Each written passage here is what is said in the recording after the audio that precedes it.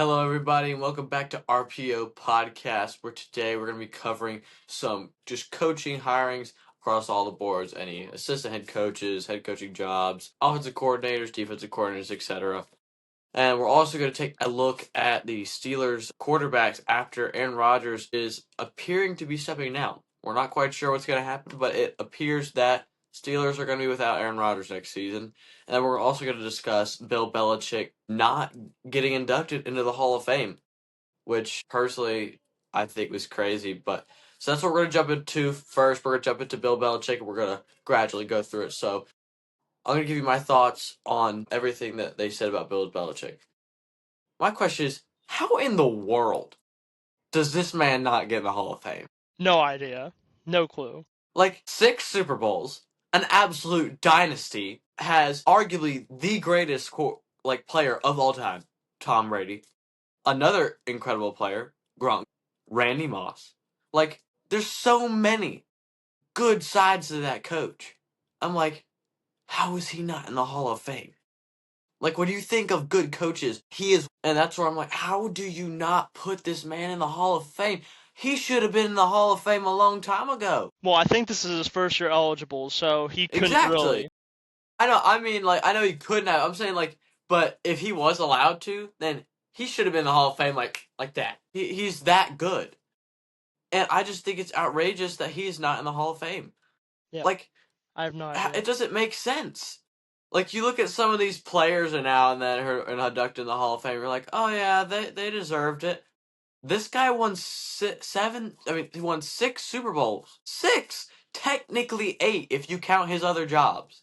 And that's why I'm like, where in the world are these guys coming from? Who are the voters? This needs to be changed. Like, this is insanity.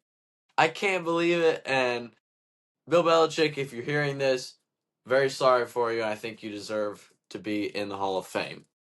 Hunter, what are your thoughts on it? Yeah, I completely agree with you. I have no idea how this man is not in the Hall of Fame. Like you already said, I do not know who the voters are and whatnot, but I don't know what they are thinking. This man, looking at his stat records here, had over 29 years in his coaching career in the NFL, this is just head coaching, 3-165 record.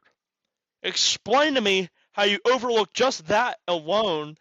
Just forget the Super Bowls, everything else. Just that alone should be sealing your spot into the Coaching Hall of Fame.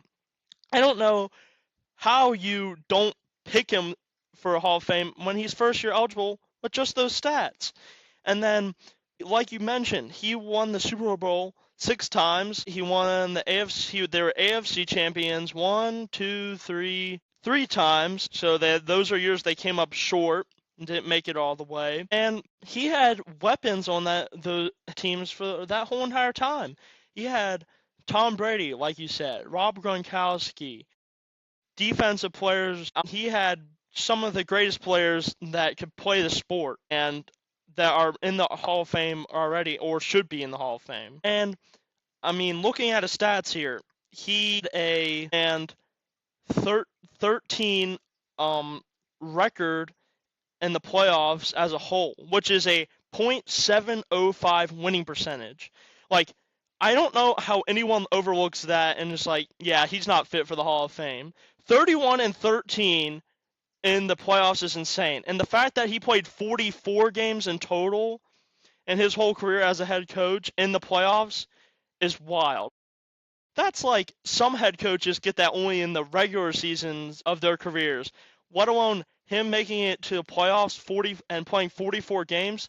That's like 3 or 4 seasons worth of games in the playoffs. Exactly. And it's not guaranteed that you go back to the playoffs. Exactly. Like even Cam Newton said that when he was talking about the 2016 Panthers. He said it's not guaranteed that you go back. And this man went back repetitively. Tons of time. There's only one time, and I might be mistaken, but the one time that I can remember he didn't go back was the year after Tom Brady took over for Drew Bledsoe and won the Super Bowl. The year after that, he didn't make the playoff. But other than that, I think he made the playoff every single time he had Tom Brady. Yeah, but that's my take on it. I mean, just looking at his record stats alone, I mean, we can even look at his team here. I mean, his team had the ranking of them was the average was in total, it appears to be 1.8. That is their ranking. 1.8 is their ranking. So that is just insane. They were the number one pretty much in the rankings over his whole entire 29 years of being head coach, which is absolutely wild. And it's like I said, I have just no idea how you overlook those stats and are like, oh, he's not fit for the Hall of Fame. I think that's It's just, different. Like, it's also different from players. Like, there's older players who are really, really good, have or legends, and then there's those new players.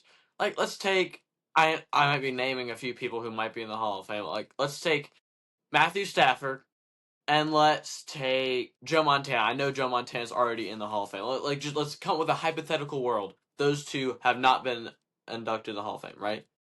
You're saying, all right, Matthew Stafford, he's a legendary player, but he's more modern, but he's not that legendary. But Joe Montana is an absolute legend in the NFL. So who are you going to put despite stats, who are you going to put in first? You're going to put Joe Montana in, of course. But with a coach, it's kind of different. Like, there's not many legendary coaches left needing to be put into the Hall of Fame. There's more legendary players who need to be put in the Hall of Fame, but not coaches. And that's where I think there's no excuse for not putting this man into the Hall of Fame. yeah, there's no excuse. I really don't understand the analogy behind them not putting him in the Hall of Fame. So now he'll have to wait another year to be inducted into the Hall of Fame, and I just don't know how you have that happen. So yeah, that's my take on it. I mean, just looking at his stats and things he did in his really long and successful career. Yeah. Well, Hunter, as I said, we were going to talk about some coaching stuff. You have more of the news on that if you'd like to jump us into that. Yep, and then after that we'll cover Will Howard and the Steelers too.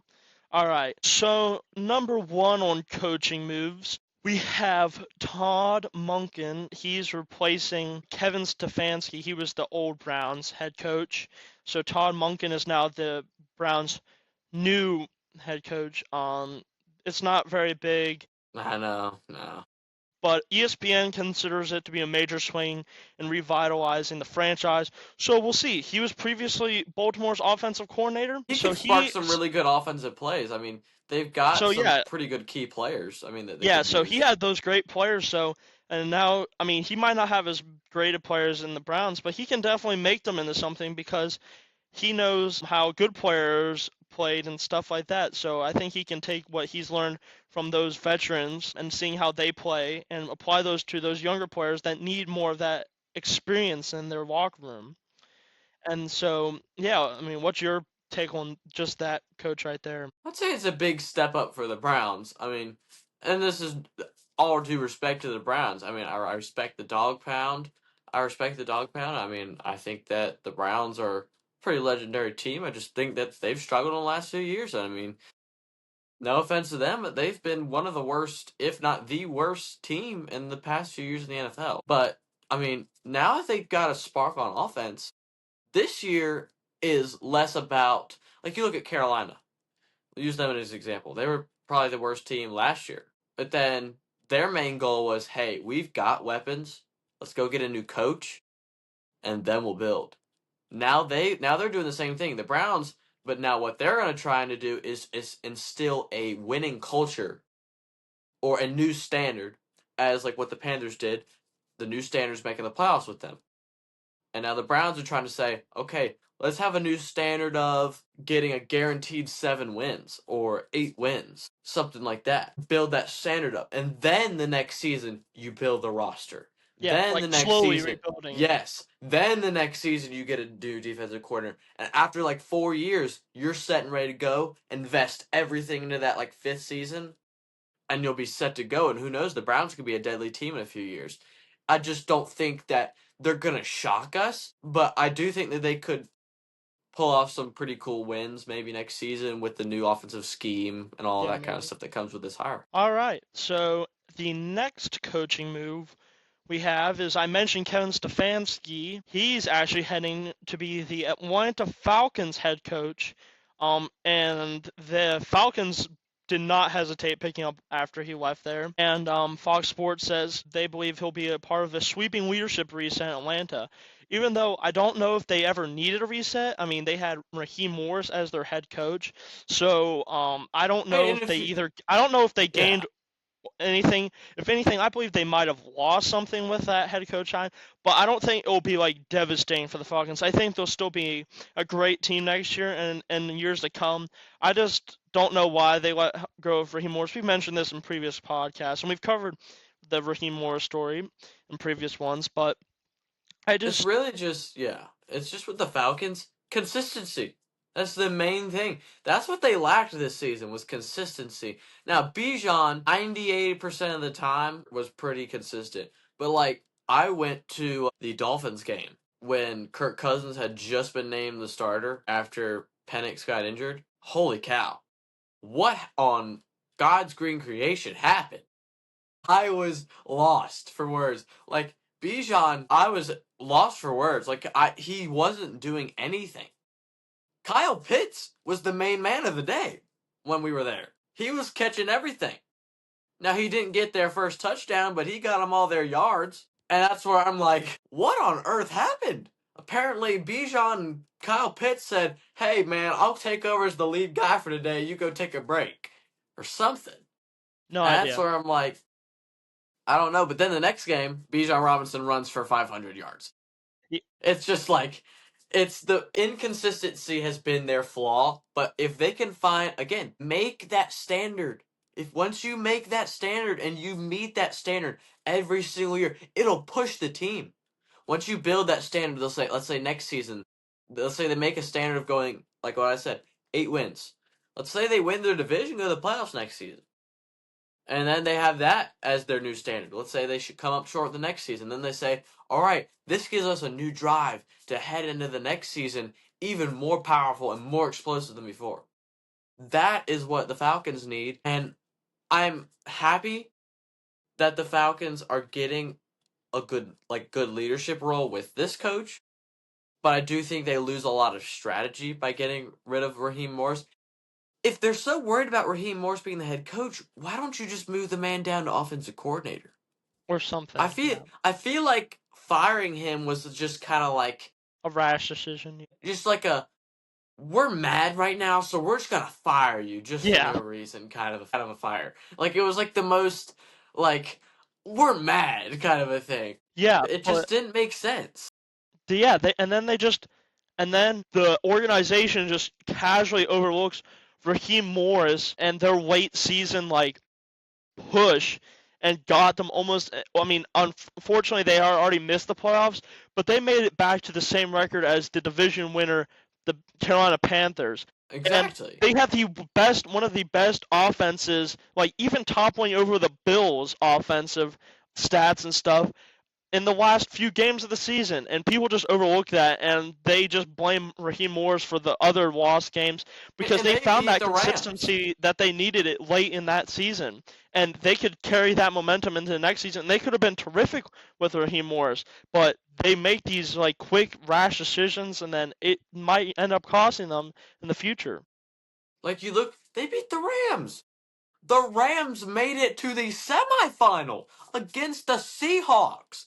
Like this isn't a cheap easy team. This isn't a cheap easy team. Like that team is hard to beat. And they like hey, let's be honest, they were sweeping the Rams in the second half, the first half. But then the second half, they're just kind of like, let's lay back and kind of just finish the game. I mean, of course, that started to come back and bite them in the butt a little bit because the Rams almost won the game in the end. But I mean, we know what matters matters. Rams came up short. Falcons win. That's all that matters. And that's where I'm like, the Falcons are not. They're not one of those teams you just sleep on them. You don't sleep on the Falcons. They're a team that is They're gonna come out slinging in the first half, and they're gonna come out fight until that final whistle blows at the end of the game. they're just gonna keep fighting. Right. Moving on to the next coaching move, we had Jesse Minter becoming the Baltimore Ravens head coach. He was the former Michigan defensive coordinator before he had this. He has some big holes to fill with John Harbaugh leaving that team. Because, as we know, he had massive success with the Ravens, and now he is going to have to find that same success to keep matching the continuous success that the Ravens have been having. Except, unfortunately, this year they didn't perform up to everyone's expectations, and it just didn't happen the way everyone wanted to in that fan base and that organization.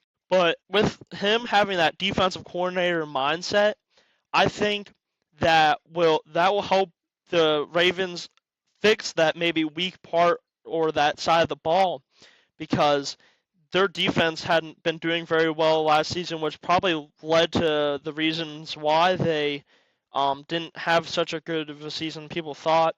And of course, they had those key injuries on offense. Some uh, former defensive coordinator, I think, will help strengthen that side of the ball for the Ravens that they desperately need. And hopefully he can use, but then coming to NFL offense, he's going to have to adjust to that. And their offense might look different in the future because college and NFL are completely two different things.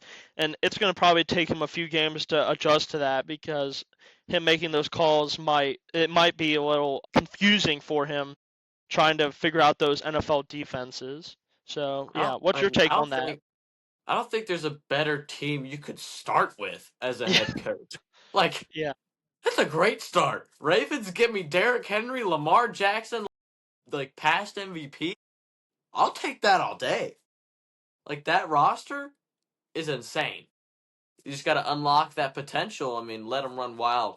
And the thing is, the Ravens made a mistake last year trying to change Derrick Henry. You don't change Derrick Henry. It's Derrick Henry. Like the man holds multiple records. You don't change Derrick Henry. Let the man do his job.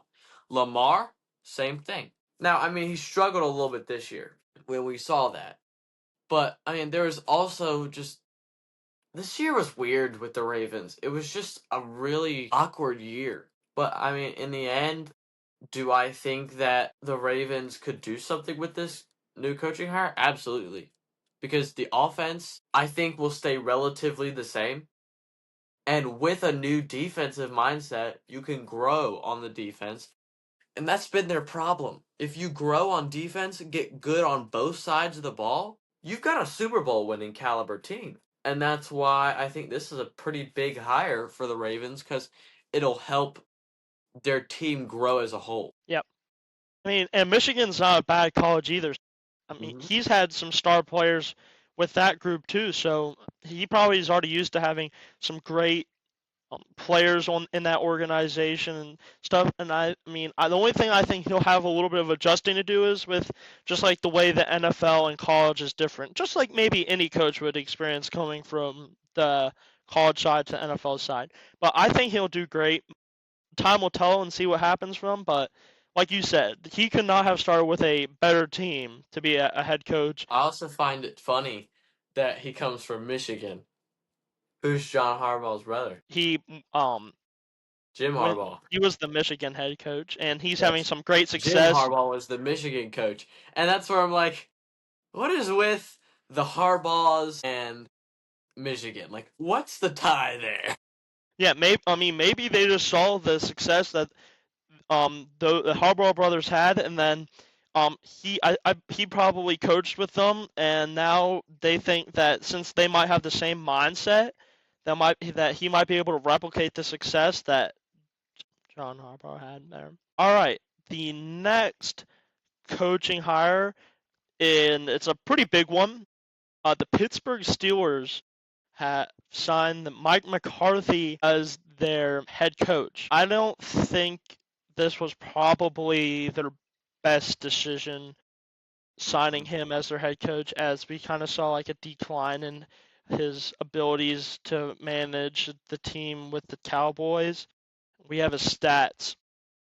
for that year, but he is returning to the AFC North. He was a former Packers head coach there, and he had Aaron Rodgers there, and he wants Aaron Rodgers to come back, but whether or not he'll actually get that, I don't think he I will. mean, I think he'll he end up could retiring. get Aaron Rodgers to come back, but if he does, he's only come back for 1 year. You got one shot.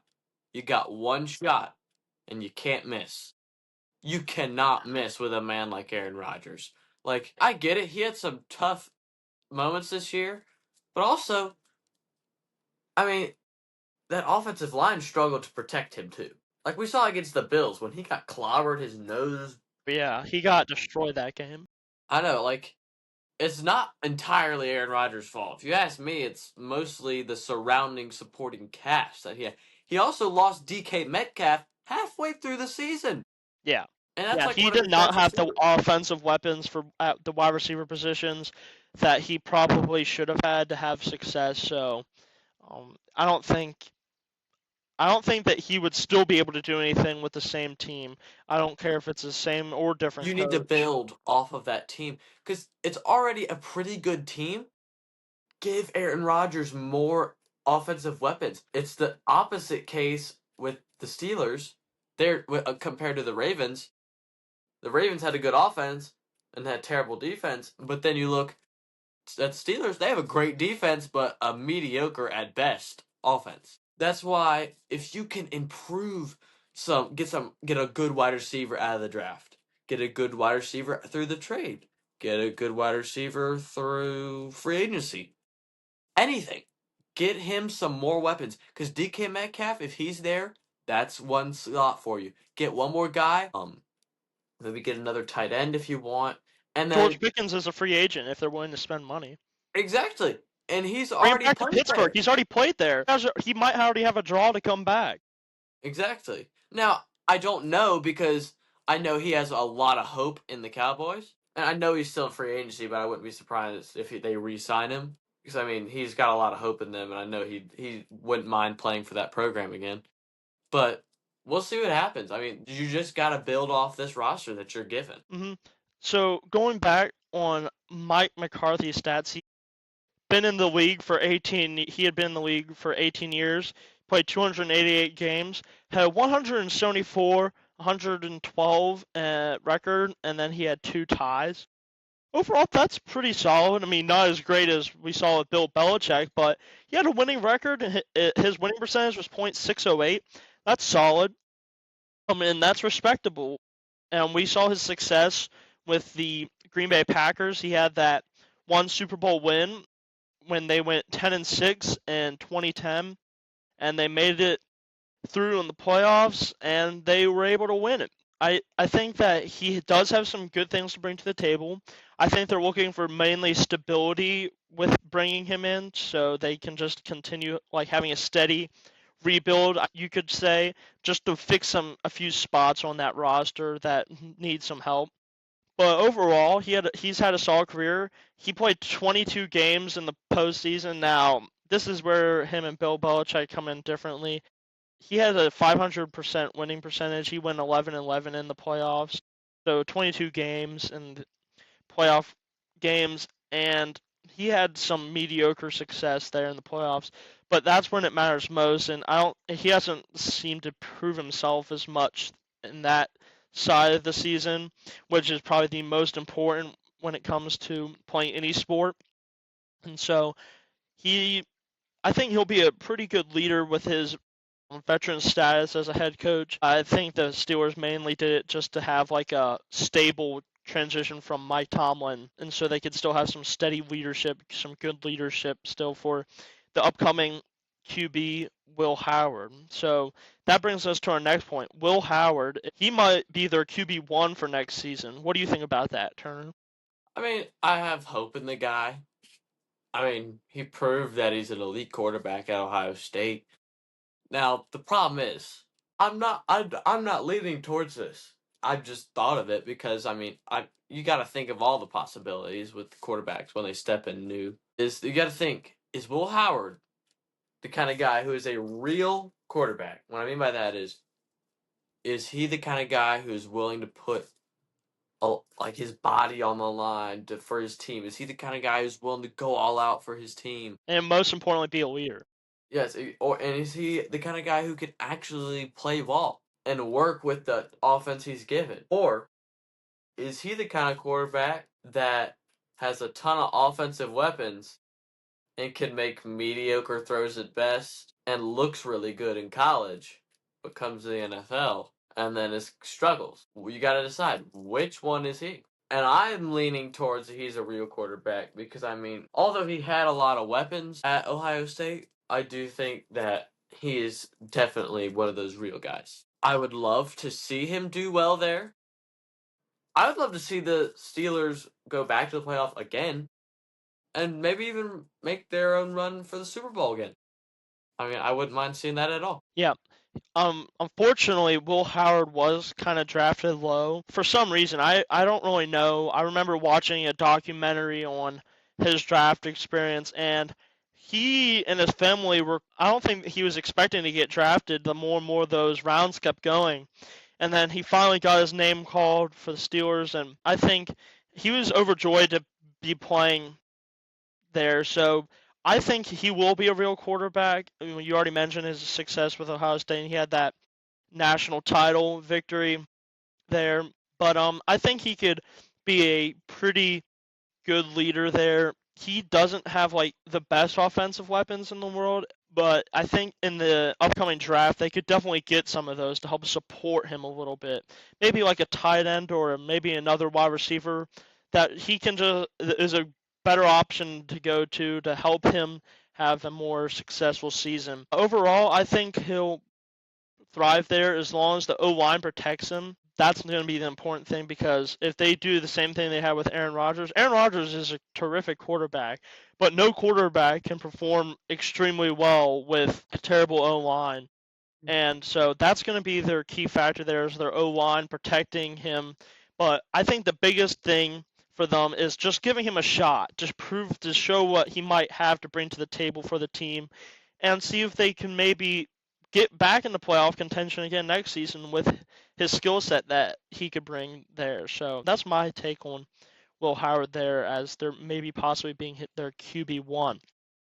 Now the next thing we have for the head coaching things is the Buffalo Bills took their offensive coordinator and he's been promoted to head coach, and his name is Joe Brady. We all know him, and he's actually had some really good success.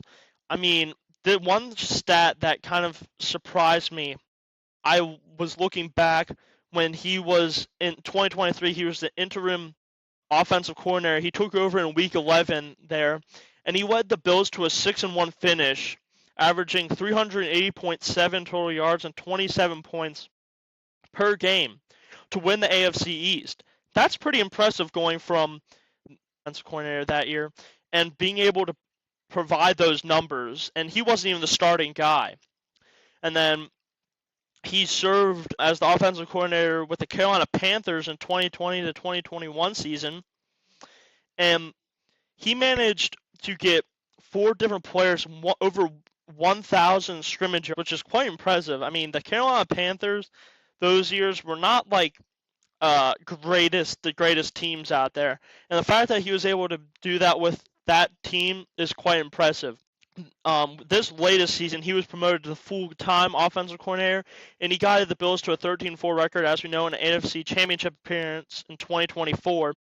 And the 2024 offense set a franchise record for points, 525, and touchdowns, 65. So I think with the weapons like they have, like Josh Allen and people like that, and if they can draft a really good wide receiver, dude, the Bills can be nasty this upcoming season.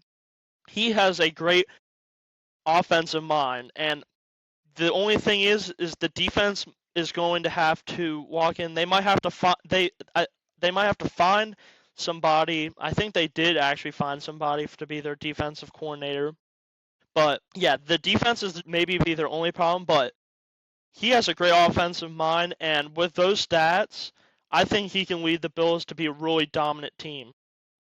I agree, and I mean, Josh Allen's hungry. He's hungry. And after this loss, I hope he pulls like the I of course we know the like little scandal stuff from like 2021 Michigan and 2023 Michigan. We know the little scandal stuff, but still like what their quarterback said when he says like we'll be back, I promise. That's the kind of vibes I'm getting from Josh Allen. Like I think that the Bills are not going anywhere. I think they're not going anywhere. I think Josh Allen is hungry for more. I think I would be willing to say that Josh Allen will probably win a Super Bowl within the next 5 years. Because, I mean, I wouldn't be surprised if it could happen next season. You get him some good, better offensive weapons, like new wide receivers. He's great. He's set up for success with tight end Oh and yeah, running. 100%. O line, pretty good too. You could maybe get a few guys, maybe right guard or something like that. Just something else, a little extra to add just some spice to it. But we'll see what happens. I mean, Josh Allen, he won the MVP before, and I wouldn't be surprised if he tries to make a run at it again and tries to prove his worth. I really do think that he could maybe lead the Bills to a Super Bowl eventually. So we'll see what happens. All right. The next thing I think we'll have is, well, there's two teams that are still looking for head coaches. That would be the Arizona Cardinals and Las Vegas Raiders. We still have yet to see what's happening there. And yes, the Bills did sign a new defensive coordinator, Jim Leonhard. So we'll see how he does there. Hopefully, he'll be able to help Joe Brady's with his offensive scheme and help them be able to be a weapon on both sides of the ball, because I think they'll be great on offense still. It's just going to be the defensive side, and hopefully Jim there can do that for them. And the Philadelphia Eagles signed Sean Mannion as their offensive coordinator, and they replaced their other offensive coordinator who performed not very well, changed up the whole offensive scheme, and led them to a not as good of a season that they could have had with the weapons that they have there on offense. And so it's going to be an interesting thing. And the final thing is that Mike McDaniel has been signed to be the Chargers offensive coordinator. And I think that's a brilliant move to help Jim Harbaugh out. Then you bring in a great offensive mind, Mike McDaniel. I think he'll help Justin Herbert grow a lot. He had Tua Tagovailoa. He's a pretty good quarterback. Maybe not the best in the league, but he's still decent. And I think he'll help Justin Herbert grow more. And they already have the weapons they need. And I think they can put up a better playoff performance maybe next year. I think they'll be able to make the playoffs next year with that signing. And I think that they'll be able to maybe replicate the success that they had this year and maybe go a little bit further in the playoffs. So, what's your take on that? I agree. I mean, I think that the big thing is you just got to keep growing. As a head coach, or as any kind of coaching job, you don't want to fall behind. Again, standards. Once you've built that standard, don't lose it. Don't fall down. Pick it back up. Keep moving. Stay with it. Build on your standard. Don't just be like, oh, we did bad. Let's move the standard. No, you got to keep that fire hot. You got to keep moving. And that's what I think that's going to be their goal. I think they're going to try to improve upon what their standard is now. So we'll see what happens. But is that all of what we've got for today? Yep, that's all we got for today. We covered everything. Hey, close us out, Turner. All right. Well, thank you guys for tuning in here for RPO Radio today. Sorry if we weren't able to get these videos out faster. We're just a little busy with certain stuff during the week, but whenever it's possible, we'll just try to get this stuff out as fast as we possibly can. But thank you guys for being patient with us and following the channel. And if you haven't, hit that like and subscribe button down below. And if you'd like to drop us a comment, please go ahead and do that. And then I'm going to give y'all a trivia question for college. Now, this is for my Florida fans out there. Just want to hit y'all up with one of these. Now, you have to see who has the most receiving yards at the University of Florida as a wide receiver, not tight end or anything else, just wide receiver specifically. Again, you can look it up if you want to. We would ask that if you just know it, just put down the comments, make guesses. We'll see what happens, and then we will be making our picks for the Super Bowl. Probably somewhere or tomorrow or upcoming Saturday or whatever. Somewhere around those 2 days. We'll. I know it's a big gap, but just expect in between that week. We'll make our best effort to get it out. But again, thank you guys for tuning in, and this is RPO Radio signing off.